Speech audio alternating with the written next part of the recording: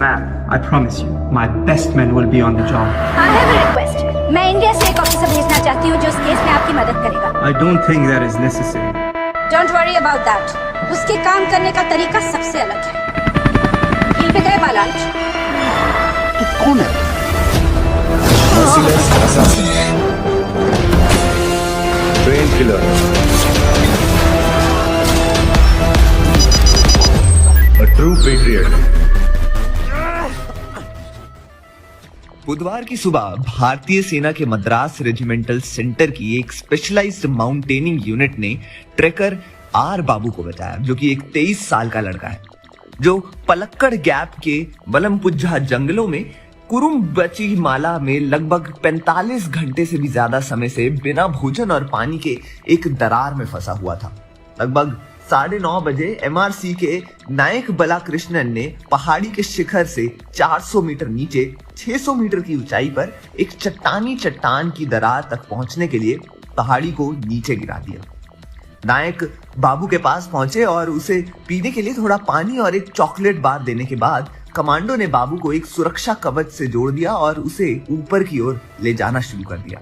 बीच रास्ते में एक और कमांडो ने भाग लिया और बाबू, जिनके साहस ने पूरे स्टेट को टेलीविजन से चिपका रखा था और हाल के दिनों में केरल में इस तरह के सबसे बड़े सर्च एंड रेस्क्यू ऑपरेशन में से एक को जन्म दिया था। सोमवार से जब बाबू इस एक्सीडेंट का शिकार बना, तब से कंबाइंड एफर्ट्स, जिसमें एक हेलीकॉप्टर और ड्रोन तैनात करना शामिल था। Coast guard, navy, the state police और फायर पुलिस सब पर्सनली रेस्क्यू के लिए रेडी हैं और उसे कम से कम खाना और पानी प्रोवाइड किया जा रहा है। लेकिन 45 घंटों से उसमें वो फंसा है और उसे बचाना मुश्किल होता जा रहा था।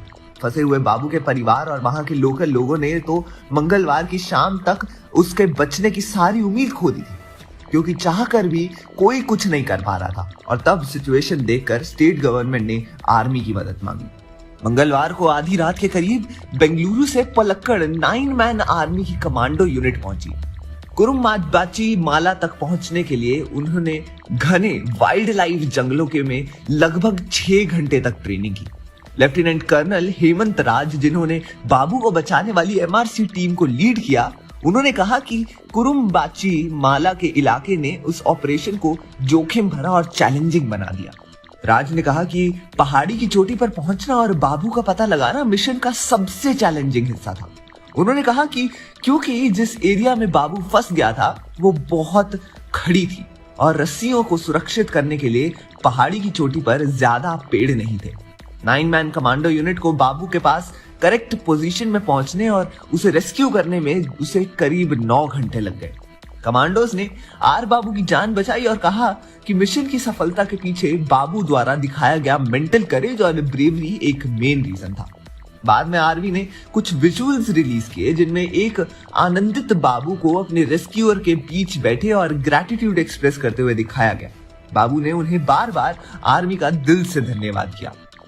बाबू को आर्मी के कमांडो ने रेस्क्यू करने के बाद फर्स्ट एड दिया और दोपहर 12 बजे तक कोयम्बटूर के पास सुल्लूर एयर बेस से एक हेलीकॉप्टर के पहुंचने तक आराम करने के लिए रखा गया, जिसके बाद उन्हें कांजीगोड के हेलीपैड में शिफ्ट कर दिया गया और फिर वहां से एम्बुलेंस में पलक्कड़ जिला अस्पताल ले जाया गया।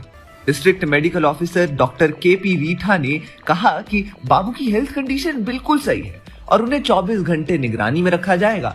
बाबू ने अपनी 10th क्लास मालामपुझा सरकारी स्कूल से पूरी की, क्योंकि जब वो बहुत छोटा था तभी उसके पिता की मौत हो गई थी और होश संभालते ही उसने अपनी माँ का हाथ बटाना शुरू कर दिया।